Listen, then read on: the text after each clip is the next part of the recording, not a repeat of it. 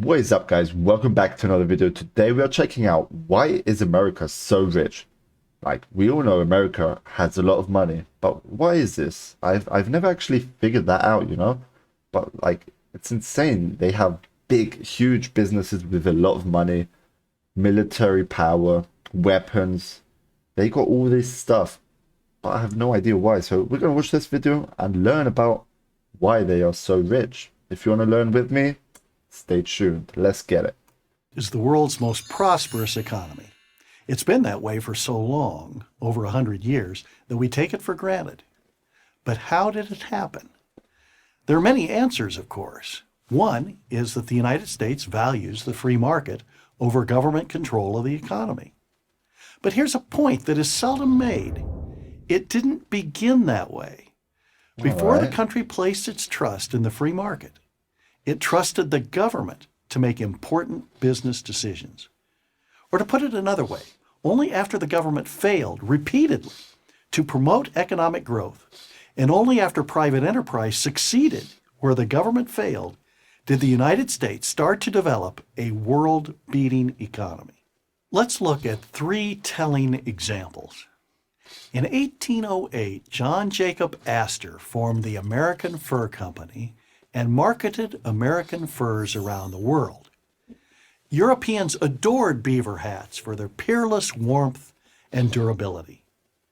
Astor gave them what they wanted. Instead of leaving the fur business to capable entrepreneurs like Astor, the government decided it wanted to be. I actually like how this guy's talking really slow. It's a good strategy. Like, I'm a bit stupid, guys. Like, I'm being honest here. Like, so speaking this slow is actually getting into your head better, you know? That's out of topic, but just wanted to mention that. In on the action. So it subsidized its own fur company run by a self-promoting government official named Thomas McKinney. All right. McKinney should have won the competition. After all, he had the federal government backing him. But while Astor employed hundreds of people and still made a tidy profit, McKinney's company lost money every year. Finally, Congress in 1822 came to its senses and ended the subsidies for McKinney and his associates. Like, imagine 1822, that is years ago, like so long ago. And they've been rich from that point, you know. They have the name from years ago that they have so much money. A similar situation developed in the 1840s around the telegraph. The telegraph was the first step toward the instant communication we have today. Invented by Samuel Morse, the telegraph transmitted sound as dots and dashes representing letters of the alphabet. All right. Morse, more of an idealist than a businessman, agreed to let the government own and operate the telegraph in the national interest. But the government steadily lost money each month it operated the telegraph. During 1845, expenditures for the telegraph exceeded revenue by 6 to 1 and sometimes by 10 to 1. Seeing no value in the invention, Congress turned the money loser over to private enterprise. In the hands of entrepreneurs, the business took off. Telegraph promoters showed the press how it could instantly report stories occurring hundreds of miles away. Bankers, stockbrokers, and insurance companies saw how they could instantly monitor investments near and far. As the quality of service improved, telegraph lines were strung across the country from 40 miles of wire in 1846 to 23,000 miles in 1852. By the 1860s, the U.S. had a transcontinental telegraph wire. And by the end of that decade, entrepreneurs had strung a telegraph cable across the Atlantic Ocean. All right. Why didn't the U.S. government profitably use what Morse had invented?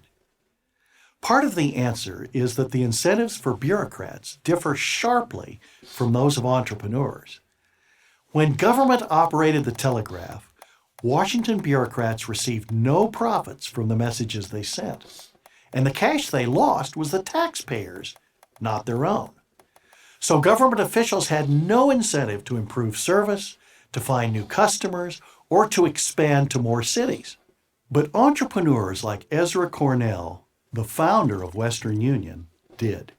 Oh, the founder Cheaper, of Western Union. Okay. better service meant more customers and more profits.